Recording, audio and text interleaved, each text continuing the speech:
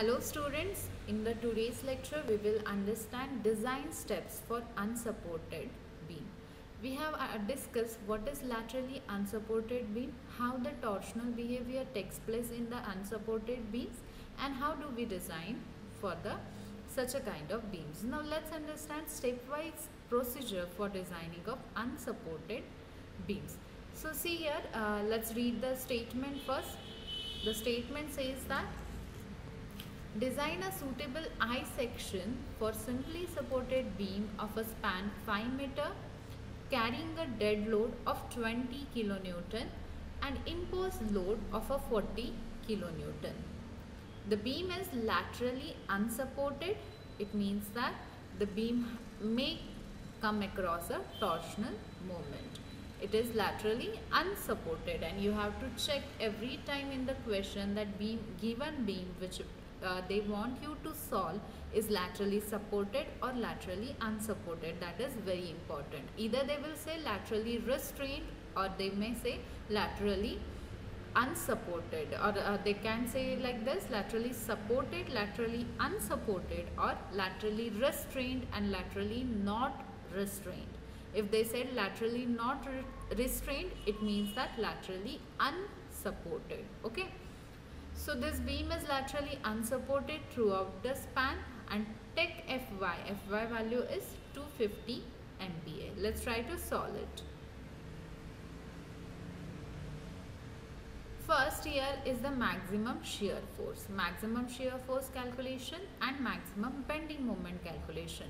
This is the standard formula I am using over here, and this shear force and bending moment over here, which I am calculating shear force with the standard formula and bending moment with the standard formula, is not the resistance provided by it. It is not the resistive forces, but these are the shear force and bending moment coming due to external loading upon it. What I said, there is a beam like this, and on this beam there is a loading upon it, and due to this loading, what is the shear force develops and what is the bending moment develops inside your beam is calculated with the standard formulas which we learn into the strength of material, right? Now once we calculate that, where we will use them? We will use them in the designing step number 3. In this step, we will try to calculate the resistive moment and the resistive shear force. How much shear resistance and shear moment is provided by our design beam or our section which we have selected out of steel table, right? For that section, we will check what is the shear force and bending moment provided, and we will cross check it with these two values. Understood? So let's see the calculation first. Okay. So design shear force. Design shear force for the simply supported beam carrying UDL upon it. What I said? Simply supported beam carrying UDL upon it. What will be the shear force at the supports? The shear force will be the load into L divided by 2. As it is symmetrical, it will divide by 2 and goes on both of the supports, right?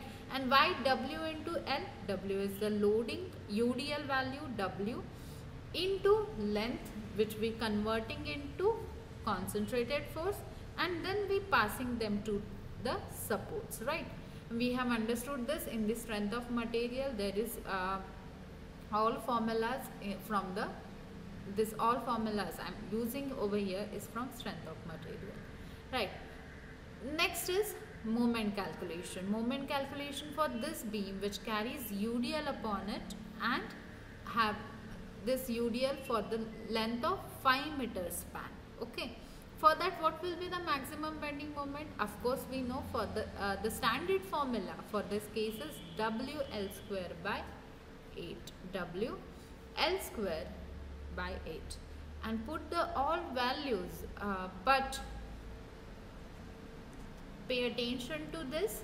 I have multiplied our loading. Loading is W is 60 over here. UDL value is 60 over here in the problem, I have multiplied it with the 1.5. Why I did that?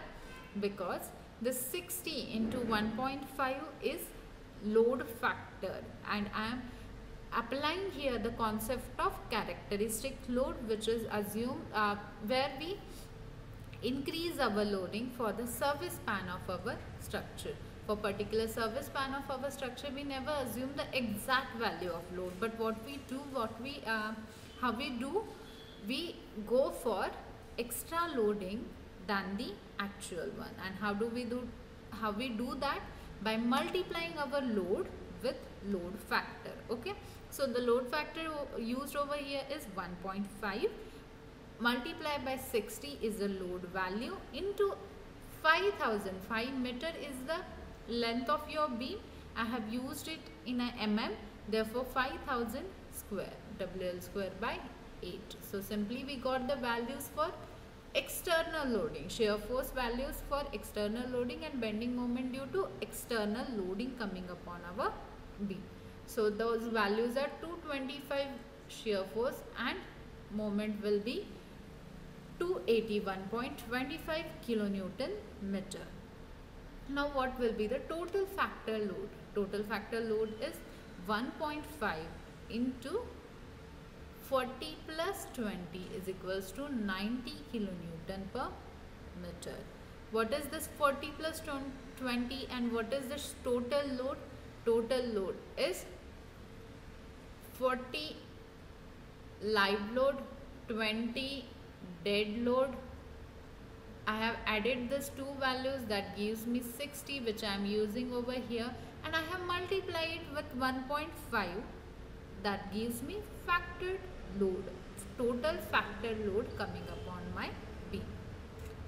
Okay, then next is your selection of section. How do we select the sections? And I already told you selection of section is based upon the plastic section modulus. For that we need to calculate plastic section modulus required for our beam.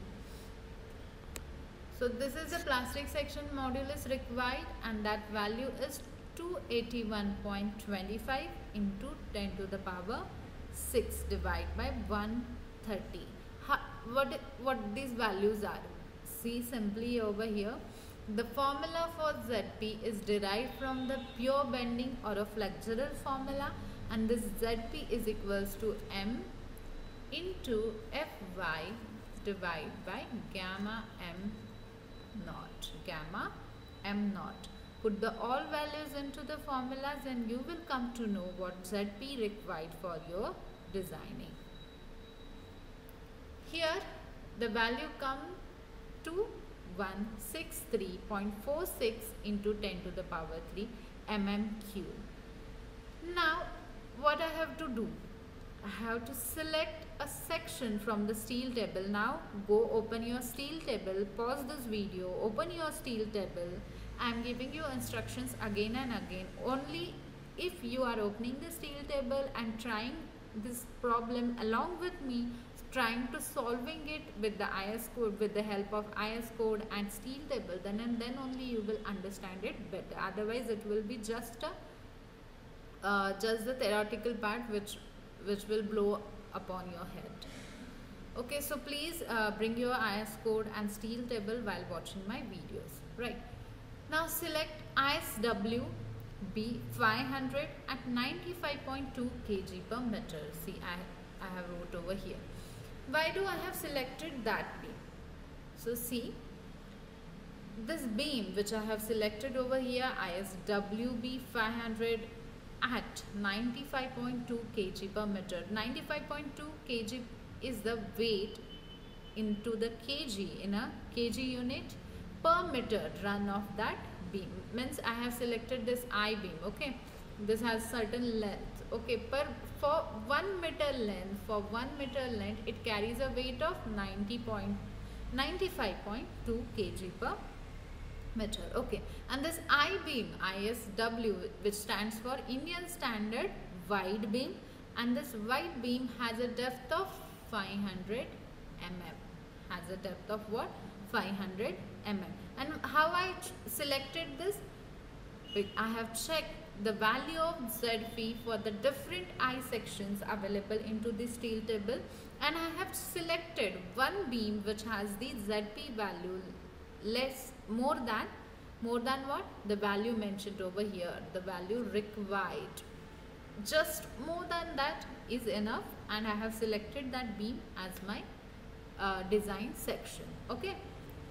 So after selecting your beam, next task is to writing down all the properties from the steel table. I have selected a few properties over here.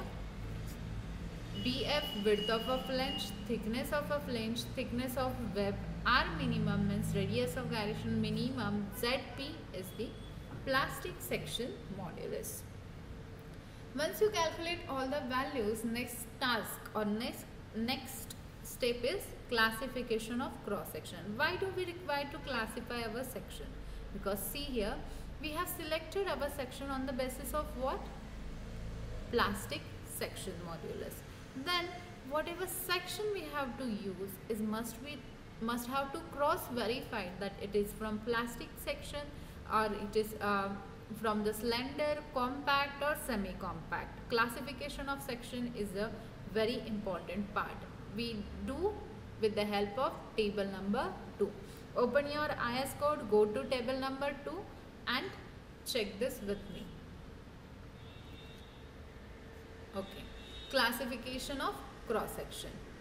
See here, as we are dealing with the I-beams are classified into two categories or into two class. First is the flange, second one is your web.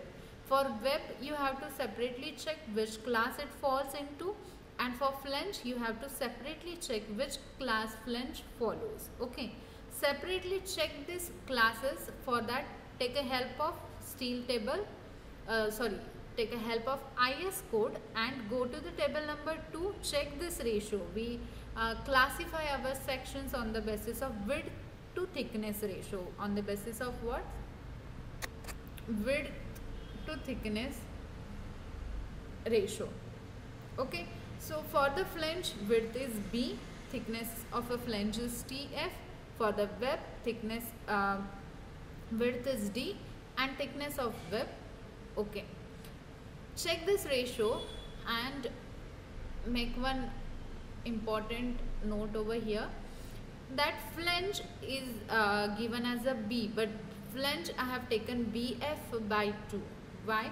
This is the flange width, BF denotes the flange width, and I only want outstanding width of your flange, only this much. I don't want total width of your flange, which is BF. I want only the half one which is outstanding. That's why I wrote BF by 2. BF by 2. Make a note of this and check this value into the table. First class, which is for the plastic section, and our section's values are less than that. Therefore, this satisfies the first criteria of our table number 2, and we have done this many times. I want you to do on yourself. Still, I am giving you brief revision about it, but I hope you will do it on yourself.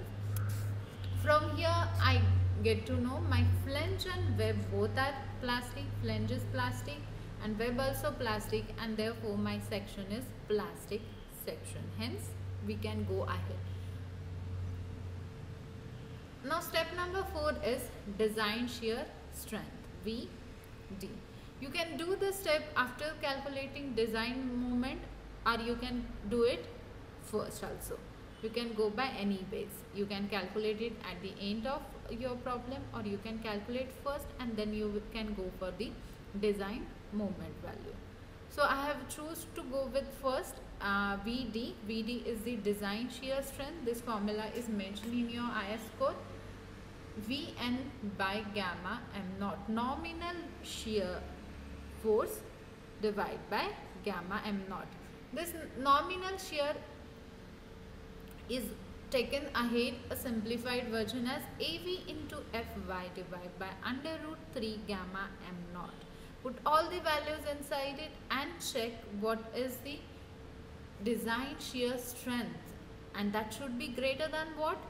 The shear force coming due to the external loading upon it. shear force which we calculated in very first step, that is due to the external loading coming upon our beam, and we have to check the resistance provided by our beam. There is always two values, one which is due to the external loading, we required minimum of that value, and then we choose our section and check that section for the minimum value required for shear and bending. Okay, so I have checked here, the required value is 225 kilonewton, but the shear resistance provided by my section ISW B 500, that section providing a shear force value much more than the required, right? Hence I said okay, hence okay. Now next task is to check that where there are two criteria. We have done this in the simply supported beams, laterally supported, the first part of our fourth unit. In the problems for the laterally supported beams, we have done this step. What we did there, checking out our shear force with shear strength. If the shear force is lesser than 0.6 times the shear strength, or the shear force may get greater than the 0.6 times the shear strength. Check that condition, and I have made one statement based upon it. What is that? Here I have checked the shear strength with shear force, and from there I said strength in the bending moment need not be reduced due to shear, because shear force falls lesser than the 0.6 times shear strength. Okay, what does it mean? It means that whenever I said I have made the statement earlier in my videos that whenever there is a bending, there will be a shear force. It comes hand into hand, right? Whenever there is a bending, there will be a shear force. And if this two goes in hand, then we have to check that which is predominant and which influencing what. Is the bending moment influencing shear force, or shear force influencing bending moment? Which is the predominant one, which carries a greater influence on the failure mode of our beam? And that's why I made here strength statement like strength in a bending means what? The bending resistance or a resistance while bending is not getting reduced due to the shear. Shear has lesser value and it will not influence the bending strength of our beam. Okay. Next step is design bending strength, MD. MD value is also, now this formula is mentioned into your IS code. I have screenshot of it. Let's go to that page.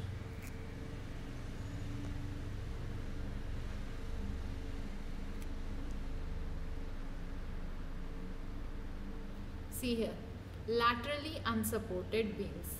Okay, this is on clause number 8.2. Okay, they said resistance to lateral torsional buckling need not be checked separately.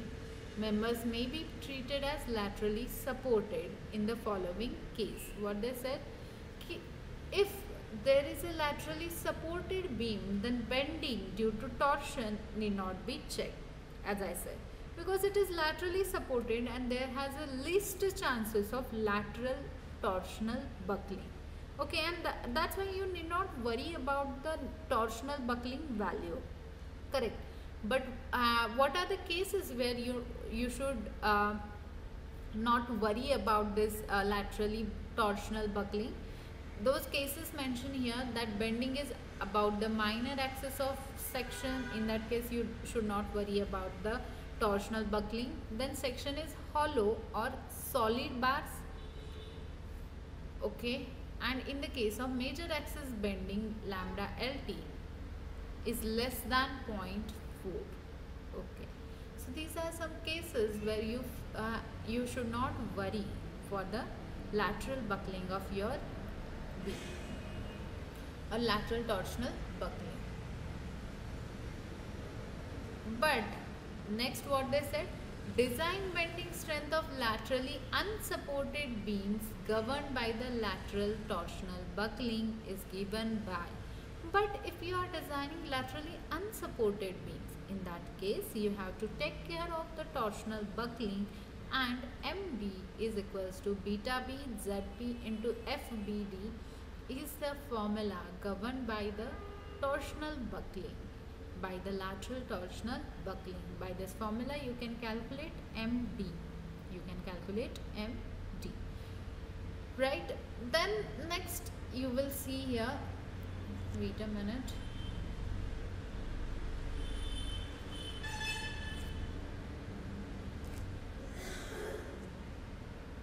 One more important thing is, in case of simply supported prismatic members, simply supported prismatic members means what? The simply supported beam with uniform depth. Okay, prismatic means what? The depth is constant throughout its span.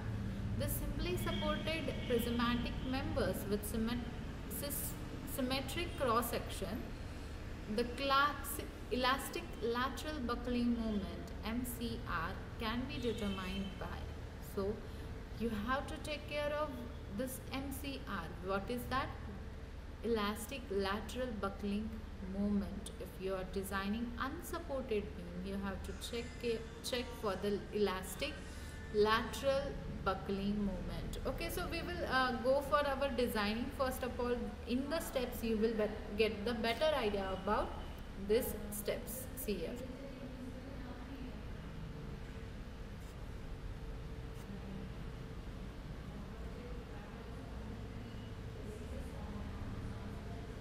Yes, we have checked for design shear strength. Now we will go for design bending strength. As I said, this formula is governed on the basis of what? Governed by what? The design shear or a lateral torsional buckling. Okay. Now to calculate FBD over here, FBD value, we need to go with some tables. Which table I have to take? I have to use table number 40, table number 13. Okay, wait a minute. Table number 13. Okay, now this 13 table number has two parts. Table number alpha, where alpha value is 2.1, and alpha value is something else. Okay, which table to use, where from we will calculate FBD, for that what procedure we have to go for, that is everything is the next part.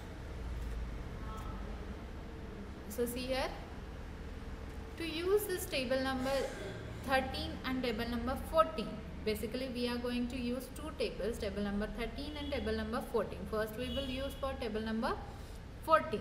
From the table number 14 we will calculate FCR. Okay, and from table number 14, once we calculate FCR, this is from table number 14, we will go for table number 13 A or B, and we will calculate FBD. Understood what we are doing? We are using table number 14 first to calculate FCR value. Once we calculate FCR value, we will go for table number 13, either A or B, and from there we will calculate FBD, that is required to put inside this formula FBD. Okay, to go with this table number 14 we require two values, which those two values, H by thickness of flange and KL. So let's go to the IS code, open the IS code and go to the page number.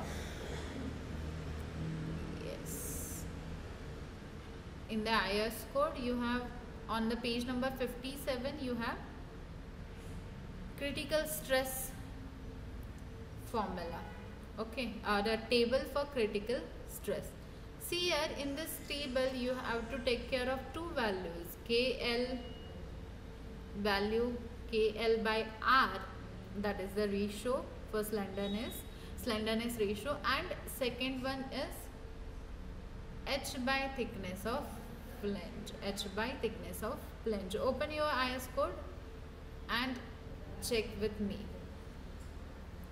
Okay, so To use table number 14, I have calculated h by thickness of flange. 500 is the height of your height of your total eye section, and 14.7 is the thickness of flange. From there I come to know the ratio is 13.4.01, and the effective length KL 5 meter is itself proved that it is a effective length, so no need to multiply it with the K value, and we can directly use that. Divide it with the R minimum and you come to know the second ratio. Now with the help of these two values we can use table number 14. See here, I have taken down the values from the table number 14 here. KL by R minimum and thickness of flange. This is inside thickness of flange, H by thickness of flange ratio, and this vertically downward telling us KL by R minimum values. And I want to know value for 100.86. okay, to calculate that value I have to know first this two interpolation, because our H by thickness of flange value is also not directly calculated. We cannot calculate that directly. For that also we have to do interpolation. We did this kind of a interpolation in the column designing also. I hope you have remembered that, and I am using same method to calculate over here. I'll do interpolation between these two values first, then interpolation between these two values, and once we get to know this and this value, we will do interpolation between this. One more time I am repeating here, because I am not gonna explain deeply that concept, because I have did this many times for you. I am interpolating value between this two first, then interpolating value between this two, and once we got to know this values by first two interpolation, I'll do interpolation between these two. Okay, how I did that? I have given detailed description and formula. Everything is written over here. Let's check that first. See, by interpolation, I have calculated A value first. Then by interpolation, I have calculated B value. How to do interpolation? I am keeping you for you. You do it by yourself, but how I proceed is important. I have interpolated value A first, then value B, and then for the value X, which is giving me FCR, and then I am going for FBD, right? So that is the procedure to calculate FBD. Once I know A and B value, I have calculated X value, which is giving me FCRB, and that value is 307.51 Newton per mm square. Now we come to know what is FCR value. Next table we have to use is 13, table number 13. But there are two tables. In the table number 13 you will get two tables in IS code. Okay, which one to use then? So this 13 table number comes with the alpha value, and this alpha value I have chosen is 0.21. That means table number A. But why do I have choose this value as a 0.21? For that you can see here in the IS code they have mentioned the alpha value over here. They said alpha LT will be 0.21 for rolled steel section, where alpha LT value will be 0.49 for welded steel sections. Okay, so which I am using? I am using rolled steel section over here, and that's why I have chosen 13A, table number 13A, with the alpha value as 0.21. Then I have calculated for the FCR 307.51. I have taken the values from the table, interpolated it, and come to know the value of F FBD. Value of FBD is 164.96 Newton per mm square. Once you got that value, put that value into the MT formula, design moment of our beam for the sections we have selected. What section I have using over here? ISW B 500. Right, for that section I am calculating moment, and for that I want FBD, which I calculated recently. Value of it is 164.96. Put that value into the given formula and I come to know the moment value, resisting moment. Okay, resisting moment is 187.89 kilonewton meter. And what was the moment due to the external loading? That is 281.25, and my resisting moment is greater than the moment coming due to the external loading. Therefore, my section will be sustainable. It passes all criteria. All the codes required for this session is I have taken down the screenshot from the IS table, IS code. These tables are required, table number 13, 14, everything is mentioned into this video. Now I want you to take down this problem into your book, write down it first of all, try to understand it. If you got any queries, please contact me. With this sum, we have finished unit number 4. Unit number 4 is basically the design of beams. We have two types of beams, laterally supported beam and laterally unsupported beams. I have taken few problems on laterally supported beams and few more on the laterally unsupported beams. Now one more session I will take for the one more problem on the laterally unsupported beam, but here technically with the syllabus we have finished our 4th unit. Okay, from next class we will start 5th unit and be prepared for it. Thank you so much.